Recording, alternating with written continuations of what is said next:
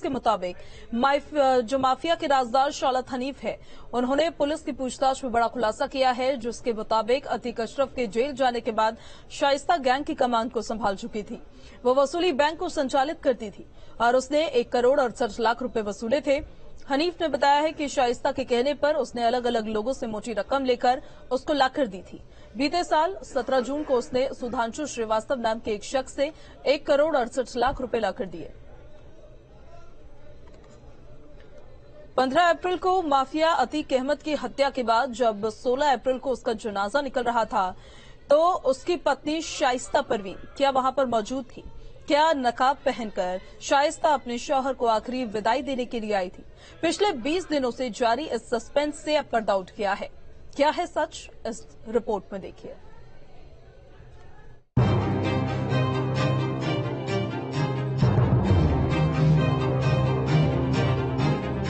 Mafia Atiq Ahmad के सुपर्दे खाक हुए 20 दिन गुजर गए हैं, लेकिन उसके जनाजे में उसकी पत्नी शाइस्ता परवीन की मौजूदगी को लेकर उठने वाले सवाल अब तक दफन नहीं हुए। 15 अप्रैल की रात प्रयागराज के कॉलोनी अस्पताल में पुलिस कस्टडी में 3 शूटर्स ने गोलियां बरसाकर अतीक और उसके भाई अशरफ की जान ले ली थी। वारदात के अगले दिन यानी 16 अप्रैल को प्रयागराज के कसारी मसारी कब्रिस्तान में अतीक और अशरफ को दफना दिया गया। लेकिन क्या इस दौरान शाइस्ता भी वहां मौजूद थी? ये सवाल अभी भी जिंदा है। माफिया अतीक अहमद की फरार पत्नी शाइस्ता परवीन को लेकर चौंकाने वाली जानकारी सामने आई है। दरअसल 15 अप्रैल को अतीक और अशरफ की हत्या के अगले दिन जब अतीक और अशरफ का कफन दफन यानी अंतिम संस्कार किया जाना था, तो वहां पर शाइस्ता परवीन लुक छुपकर पहुंचने की कोशिश कर रही थी। पति की मौत के बाद से शाइस्ता कानून को लगातार चकमा दे रही है, लेकिन क्या शौहर के जनाजे में भी शाइस्ता ने शामिल होने की कोशिश नहीं की? इस सवाल का सस्पेंस अब तक बना हुआ था, लेकिन अब एक चश्मदीद ने पूरा सच उगल कर रख दिया है। सूत्रों की माने तो शाइस्ता चोरी छिपे अतीक अहमद के जनाजे में शामिल होने आई थी। उसका इरादा पति अतीक और देवर अशरफ के जनाजे में शामिल होने का था।